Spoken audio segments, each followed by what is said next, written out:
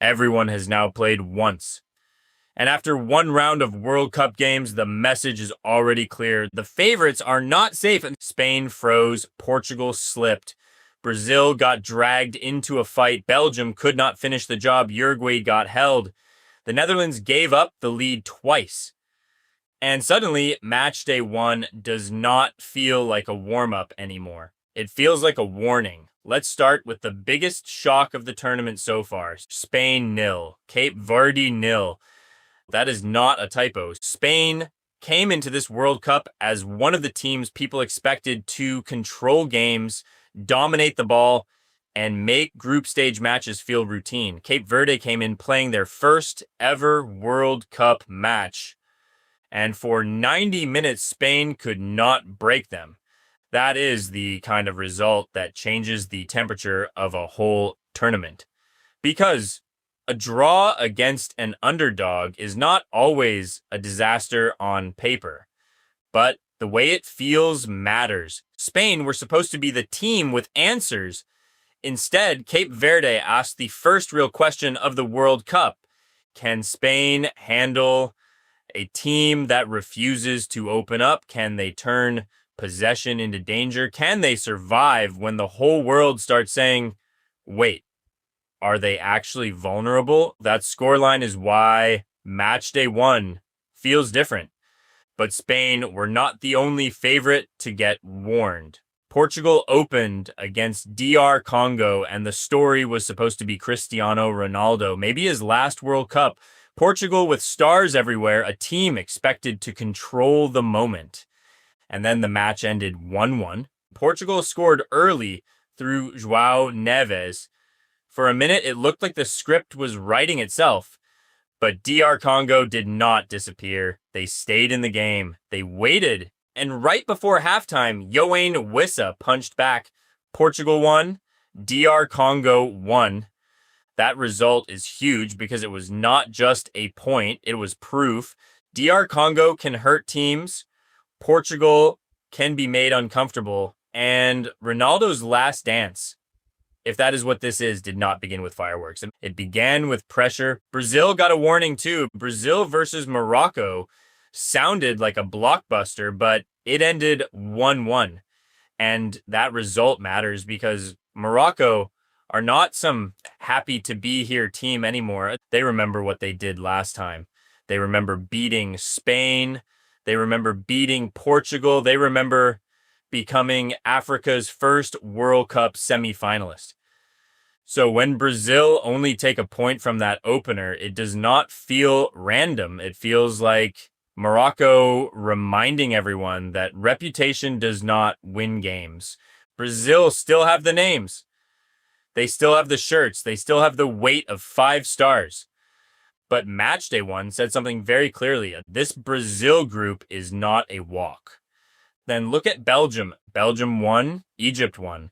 That is another favorite failing to fully separate. Belgium have Kevin De Bruyne. They have big names. They have the experience. But Egypt took something from them. And in a World Cup group, one dropped win can change everything. Because game 2 is no longer calm.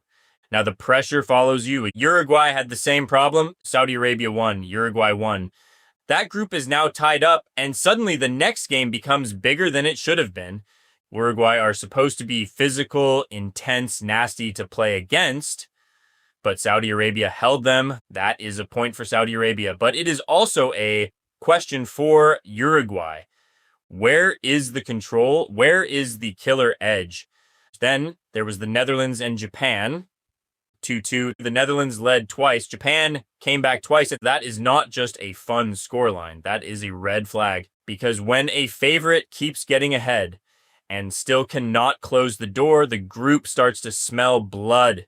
Japan showed they can take punches. The Netherlands showed they can leave the door open. That is dangerous. And so, yes, Matchday 1 gave us shocks, but it also gave us teams that looked terrifying. Germany put 7 past Curacao, 7-1.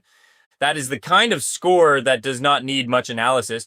Germany did exactly what a favorite is supposed to do against an overmatched opponent. No drama, no panic, no long conversation, just goals, control, and a message to the group. Argentina did the same thing in a different way, 3-0 over Algeria, and the headline was Messi or a hat trick at this stage, at this age, in this tournament. That is not normal. Every World Cup has a moment where one superstar tells the tournament, I am still here. For Argentina, Messi did it immediately. And that matters because Argentina are not just defending a crown, they are carrying the weight of an ending. If Messi is still producing moments like that, Argentina are not just alive, they are dangerous. France also handled business. France 3, Senegal 1. Mbappe scored. France looked sharp. And in a tournament where several favorites looked nervous, France looked like a team that understood the assignment. That does not mean they were perfect. But they got the result, they got the star moment, and they avoided the kind of opener that follows you around for a week. England had a wild one. England 4, Croatia 2, 6 goals, chaos, warning signs at the back, but also firepower, and that is the confusing part with England. You can look at that game and say they looked scary. You can also look at it and say they looked open. Both can be true, but after what happened to Spain, Portugal, Brazil, Belgium, Uruguay, and the Netherlands, England will take that win all day because in Matchday 1, surviving is useful. Winning is better. And scoring 4 against Croatia is a statement. The United States made a statement too. USA 4, Paraguay 1. On home soil, that is exactly the kind of opener you want. Early confidence, goals, energy, a crowd that can believe. And when you compare that to Canada drawing Bosnia 1-1, you can already feel the difference between a host that got liftoff and a host that still needs a moment. Canada's next match matters more now. That is the hidden story after Matchday 1. Some teams got results, some teams got questions, and some teams are already walking into Game 2 with pressure they did not want. Czechia and South Africa both lost. Now they meet with 0 points. That is not a normal group game. That is survival. Mexico beat South Africa 2-0. Korea came back to beat Czechia 2-1. Now, Mexico and Korea play for first place. That is not just another match. That is control of the group. Switzerland drew Qatar. Bosnia drew Canada. Everyone in that group has 1 point. Now, every mistake can change the entire table, and this is what Matchday 1 did. It did not give us a clean tournament. It gave us a messy one. Spain are already answering questions. Portugal are already under pressure. Brazil, no, Morocco are real. Belgium, Uruguay, and the Netherlands all dropped points. Germany, Argentina, France, England, and the USA made statements. And the underdogs? Cape Verde, DR Congo, Morocco, Japan, Saudi Arabia, Egypt. They all made one thing very clear. This World Cup is not waiting for the favorites to wake up. Matchday 2 is where the tournament starts to get cruel. Because after one game, you can call it a warning. After 2 games, it becomes a problem. And for some of these favorites, the problem has already started.